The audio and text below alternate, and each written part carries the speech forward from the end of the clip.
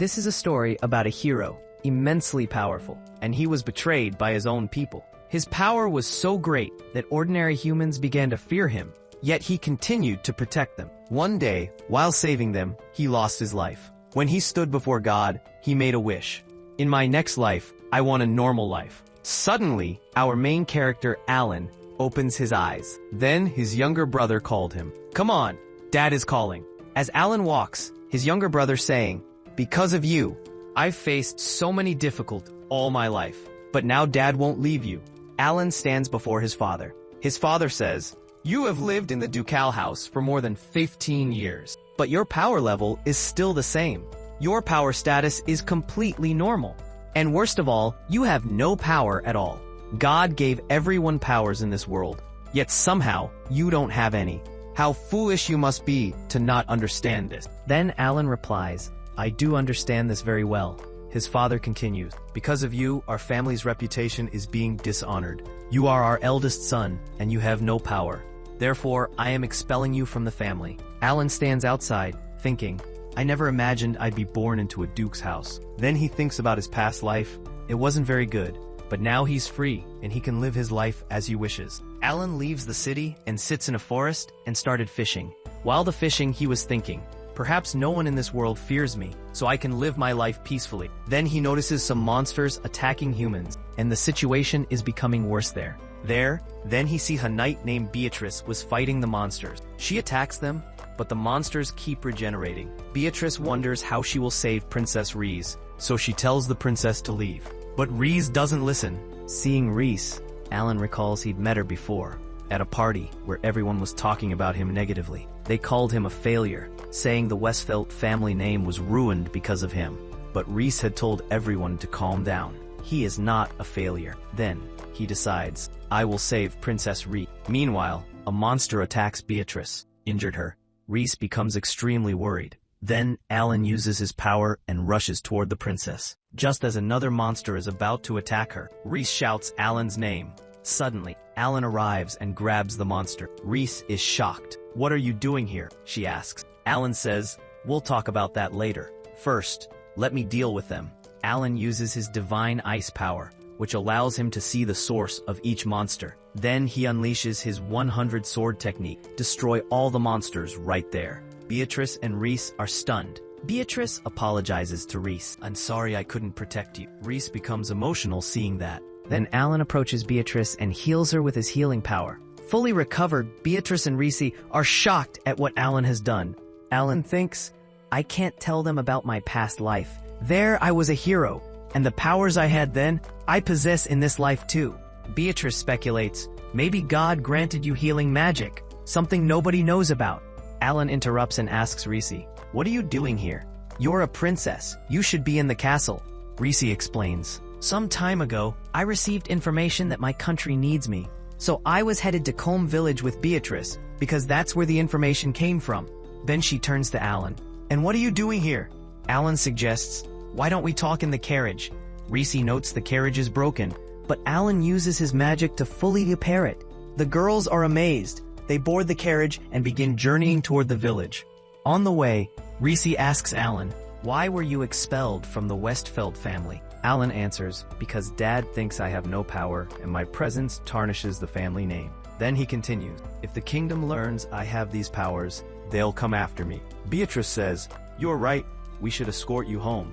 Reese refuses, "I can't put my friend in danger for the country. I want to help so he can live a good life."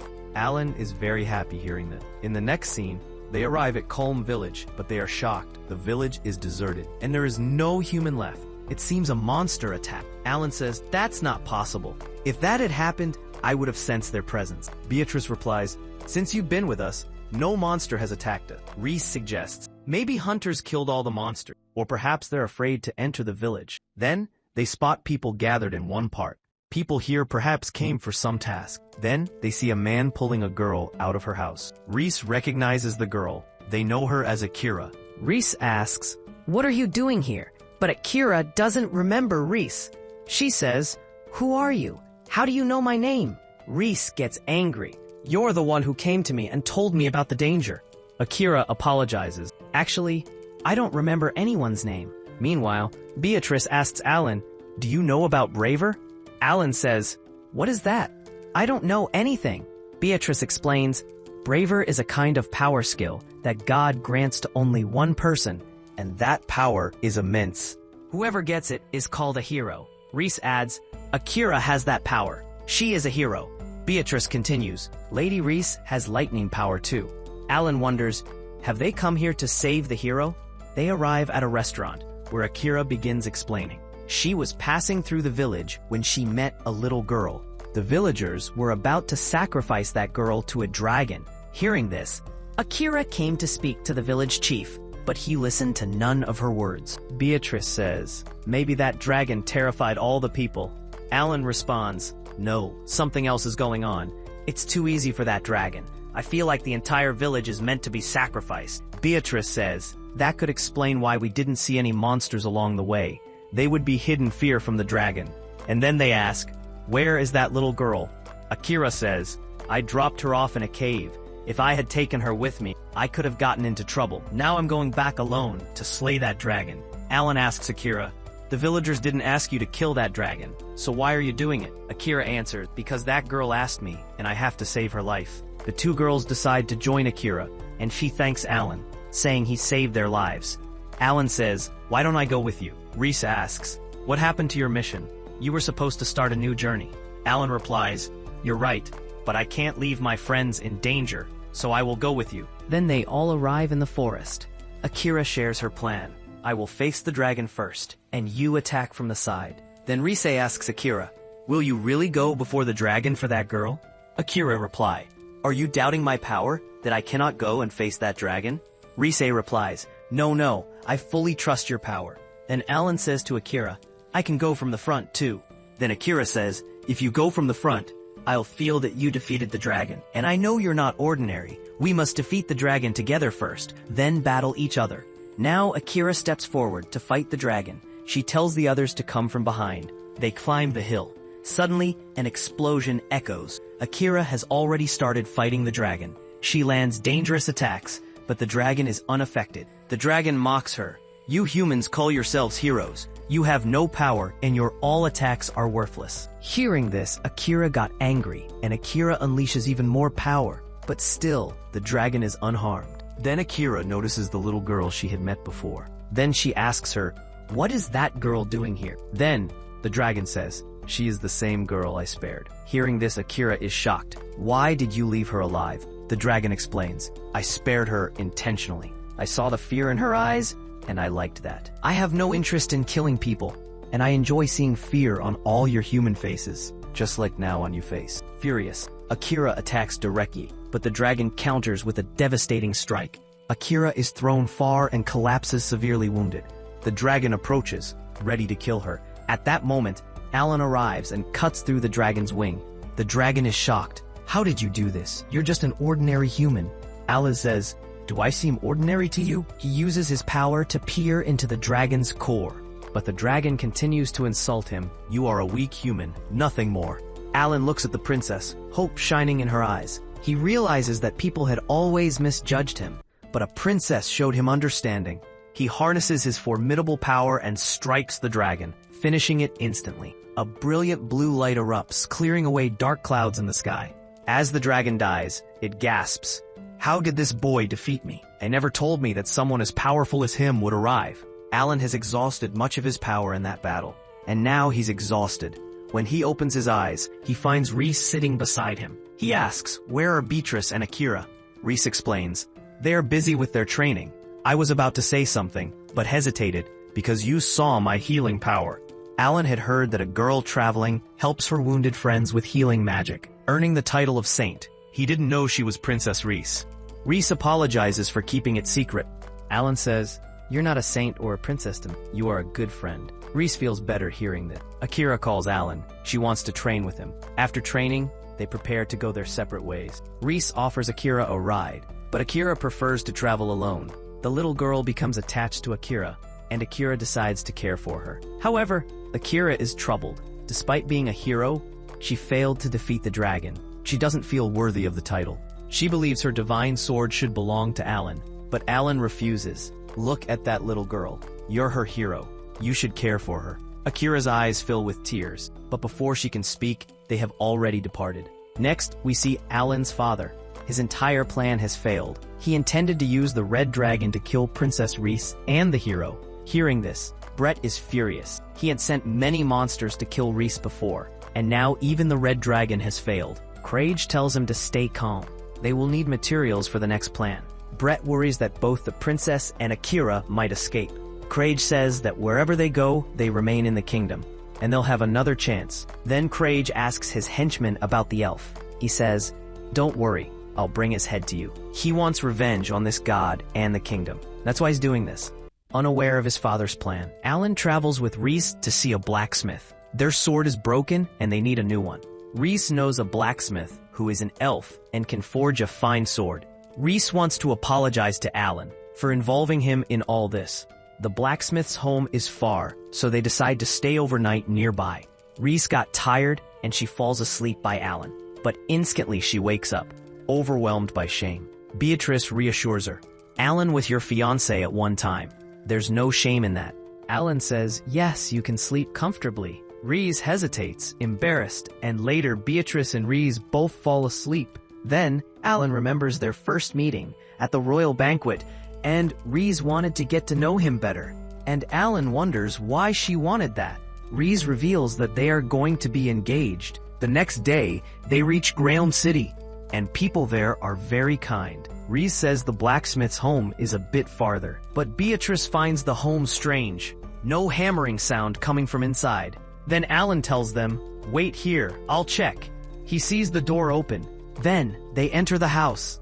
Alan starts inspecting the elf's creations. Then, he hears Reese's panicked voice. When he goes to her, he sees the elf is unconscious. Beatrice reassures, "Don't worry, she is alive and just fainted. That's normal. When she works, she eats and sleeps nothing for 3-4 days. She is in a deep sleep." Reese uses her healing power to revive her. Noelle recognizes the two girls, but Alan is new to. Then Beatrice explains, "He is our temporary bodyguard."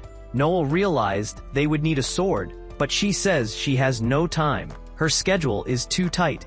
However, she spots Alan's broken sword and recognizes it as her work. She examines it and notes that Alan used it to its limit. She changes her mind, decides to make a new sword for him. But before forging, Noelle asks, "Would you use a sword that is more powerful even than a divine sword? Because only a hero can wield a divine sword." Noelle senses Alan can wield a sword even more powerful.